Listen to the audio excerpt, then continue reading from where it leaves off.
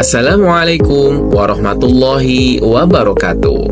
Pembangunan gedung SMP VIS Student One Islamic School memasuki tahap pengecoran kolom struktur. Dirangkum dari beberapa web konstruksi, kolom struktur adalah elemen vertikal pada bangunan yang berfungsi untuk menopang beban yang berada di atasnya. Dengan progres yang signifikan, harapannya pembangunan gedung SMP VIS Student One dapat segera selesai sesuai target. Untuk informasi lebih lanjut tentang SMP VIS Student One Islamic School, ayah bunda, abang kakak, solih dan solihah dapat menghubungi kontak WhatsApp di bawah ini. Wassalamualaikum warahmatullahi wabarakatuh.